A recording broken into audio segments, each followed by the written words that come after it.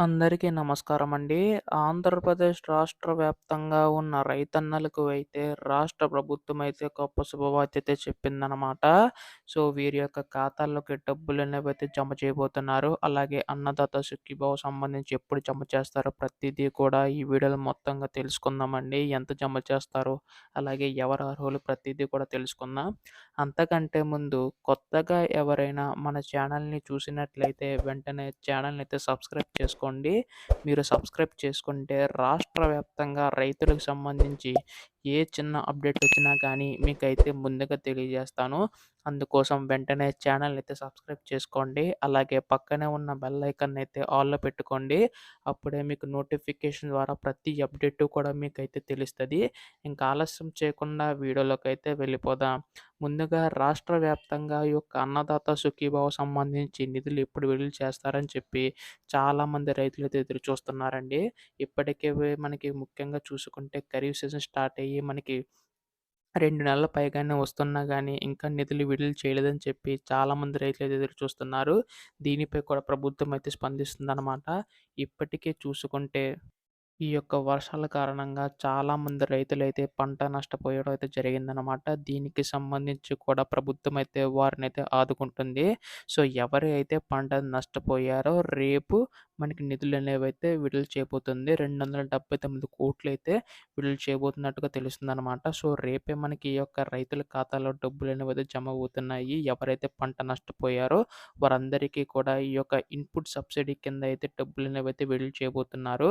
So, ఇక్కడ మనకి ఎవరైతే పంటను నష్టపోయారో వారు నమోదు చేసుకుంటే, సో, వారి యొక్క పంట నష్ట పరిహారం కింద మనకి డబ్బులనేవైతే అందనున్నాయండి. దీన్ని బట్టి చూసుకుంటే ప్రతి రైతుల ఖాతాలోకైతే డబ్బులనేవైతే జమ అవుతున్నాయి. అయితే ఇప్పుడు ముఖ్యంగా చూసుకున్నట్లయితే అన్నదాత సుఖీభవ సంబంధించి ఈ యొక్క పథకం డబ్బులు ఎప్పుడు విడుదల చేస్తారని చెప్పి చాలామంది రైతులైతే ఎదురు చూస్తున్నారు. సో, ఇక వాళ్ళ యొక్క అవసరాలకి ఖచ్చితంగా నిధులు కావాలని చెప్పేసి చాలామంది అయితే అడుగుతున్నారండి. సో, మనకి ఎన్నికలిచ్చిన హామీల ప్రకారం ప్రతి రైతుకు ఏటా రూ. 20,000 అనేవైతే ఇస్తామని తెలపడం అయితే జరిగింది. అయితే రాష్ట్ర ప్రభుత్వం తరపున రూ. 14,000, కేంద్ర ప్రభుత్వం తరపున రూ. 6,000 అనేవైతే విడుదల చేయబోతుంది. అయితే ఇప్పుడు చూసుకున్నట్లయితే ఈ యొక్క రూ. 14,000 అనేవైతే విడతల వారీగా రూ. 7,000 ఒకసారి, రూ. 7,000 ఒకసారి అయితే విడుదల చేయబోతున్నారు. దీనికి సంబంధించి కూడా ప్రభుత్వం అయితే అధికారులైతే చర్చ అయితే జరిగిందనమాట. సో, దీన్ని బట్టి చూసుకుంటే ఈ యొక్క రైతులకు సంబంధించి అన్నదాత సుఖీభవ పథకం కింద నిధులనేవైతే విడుదల చేయబోతుంది.